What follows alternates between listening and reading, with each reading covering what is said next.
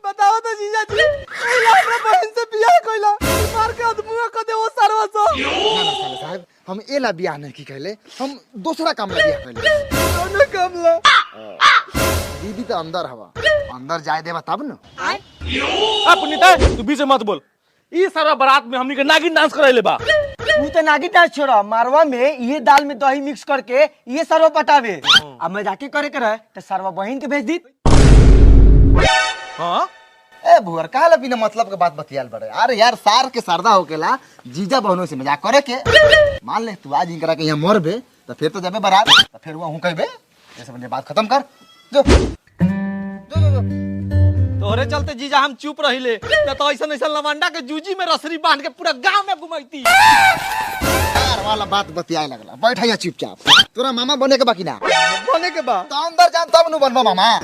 हां हां ठीक बा। हम आओ तनी थोड़ा जान पहचान बना के। हां हर रात बियाह कइले ह त जान पहचान ना भेल ह। ना पटल हम बात विचार करे में।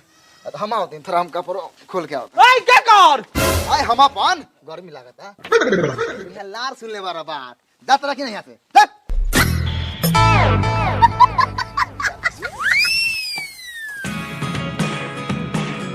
यारू आपते मोती बदल गेल। पहिल के दिन ही हाल बा। लागत खेत खलियान के कागज मजबूत करावे के होई। हाय हाय इंतजार करता रे। आ तोहर भाई सरवा तोरा के ले जाए ला छटपटाइल बा।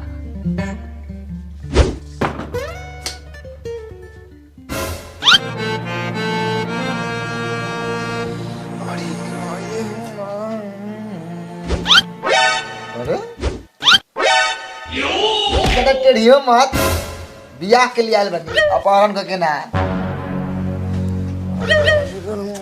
हट बस देखर हमरा ऐसा करे के मन नहीं। करे के मन ना।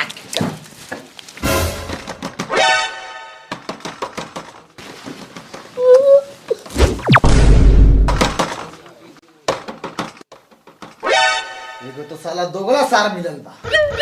कड़ी बहिन करा के तोरो तो मन भरला ही नहीं। चल चल बसरी माल के कोनो कमी बा। चल के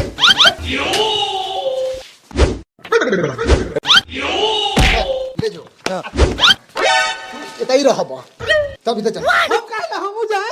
जबले तोर बहिन युवा ना आई तबले तू हमरा साथे रहबा। चल हमरा सेवा कर। कावन सेवा? इस तेलो बा। आय बाप रे बाप, आय आय आय छोड़ दो। रे सुन। रे सुन। रही ना और ना जब उतरा नहीं यार अपने भतार के बोला तब जो। अले इतना हिम्मत के हम पतोह के साला ढकेल देले। एकरा बाद कुछ बोल देले तो हम भुलाइए जम के एगो करियो बेटा रहे। तो भुलाना जब भुला जा तो बिहाने अखबार में आई कि बेटा ने बाप को किया रात कांड। अले के मरबे बाप की एगो रखे त माथे मोर चढ़ा देन तो उ त साले अलगे शेर बनता। लागते नहीं खे से घर में कोनो बापो बा। साले तू ही भरम में ना रहिए कि तोरा गान में हरदी लाग जाए। बेटा के कहता कि हमरा घर में हरदी लगावा मत लगावा। जे ऑर्केस्ट्रा वाला लड़की के लेके भागम ओ दिन में मोच पके तोहर ताल सब खत्म हो जाई तब घूमिया गांव में। हाँ तो भाग जो ओकरा बाद दही तो हम बारवा नोच के दे देबो गिन ली। चल तोरा के हम लेके चलते हैं देखत नहीं कौन सारवा काती करता। पापा जी हम लेके जाता नहीं भाभी के। रउआ बूढ़ पुरनिया हो गई तो अच्छा थोड़ी लगी जाम तो। रउआ बैठी घरे हम लेके जाते भैया ना जइहो हम जाए। अबगे बुझाइल ठीक बा जात रहे तो जो लेके लेकिन वो तहां जाइए तो सबके जी लगा के बतवाइए समझ ले। बा जो पहले खा ले। काची बनल बा? लौका के सब्जी है भात। बाक मतलब चाची के घर से ले आवा। वो तो लौके के बनल है। बाक मर्दावा घर हूं लौका बनहु लौका के तरकारी मुंह मारो साला लौका के चलनी ससुरारी। चलो गाड़ी निकालता रे।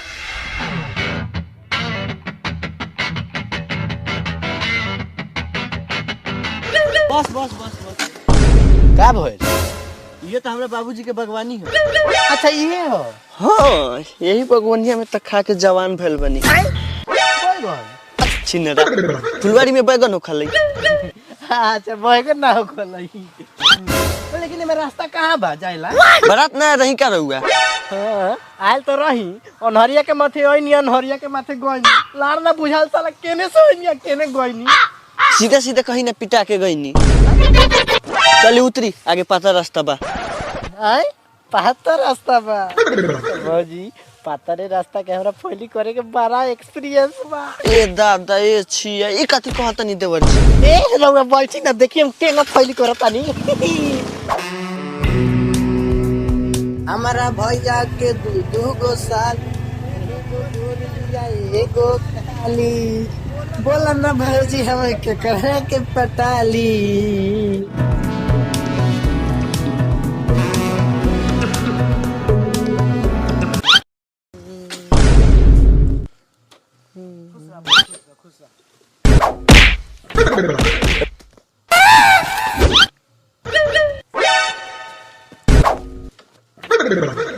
पिताजी रउआ नीचे काहे सुतल बनी बिछौना तो होने नु बा। माई के 14 मामो तेरा बहन के 14 महावीर वाला तेरा मैया के 14 वाला। प्रणाम बाबूजी। खुश रह अनुनु बबू काहे नहीं लख नने बबा शहर के सरदा लख हो कि गांव घूमे के तो हमार भैया घुमावत हुई गांव। अच्छा कोनो बात नहीं। अब वो पानी लो अब बैठ।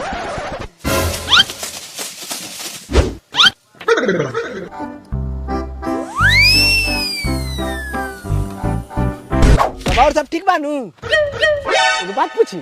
हाँ पूछी। सुनी ने समझनी बहुत बढ़िया चाय बनावली। हाँ तोरो माई चाय बनावली। हाँ बाबूजी घरे जाऊ तो दीदी बोलात हवा। ठीक बा तनी के बतिया हम आवतनी। ठीक बा। का हलवा तोरी बहिन करा हमर जीजा के छोटका भाई हैला आड़ो के पानी पिया आड़ो के ला पिया। खाली पानी के व्यवस्था है कि खाना के व्यवस्था हुई? ना ना खानो के व्यवस्था बा। नहीं बताओ खाना में का बनल बा? रोटी और बस करा अब जाना तारी की रहुआर बाबूजी हमरा ला मीट बनवा के रखले हो बनल बा लेकिन लो बस करा बस ही बतावा कि खस्सी के बनल बा कि मुर्गा के? हमरा लंड के बनल बा ना खसी के बनल बा ना मुर्गा के बनल बा लौका के तरकारी बनल बा। खा के बा तो खा आ ना तो गान मरावे जा। हतुर बहिन घरहू लौका बनहू लौका के तरकारी आ गाँव मारो लौका सरुआ गइल ससुरारी।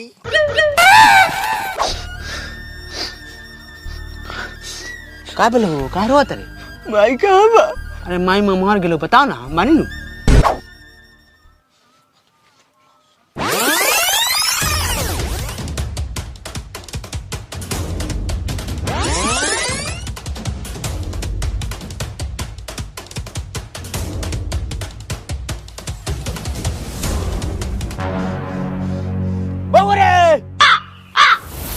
लौका नु ना खा घर में एगो कोहरो पड़ल बा कहू तो ओकरो के बनवा दी। हतुर बहिन सरौ के बेटा हम तोर मजाक को लगाम रे। ए सरवा हम मजाक ननु कहतानी सही नु कहतानी। तनी को रखी देता। काहे पिताजी घर के पिछवाड़े में कोरिया सांप निकल बा ओकरे के बांधने के बाद सांप को रस्सी से कौन बांधता है? हम बांधते हैं। अली पिताजी रसी हां चल चली घर में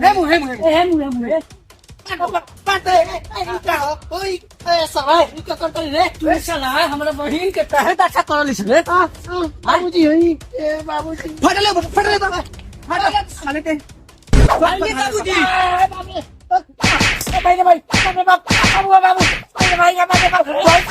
निकला साला भाई ए बाबू तनी आता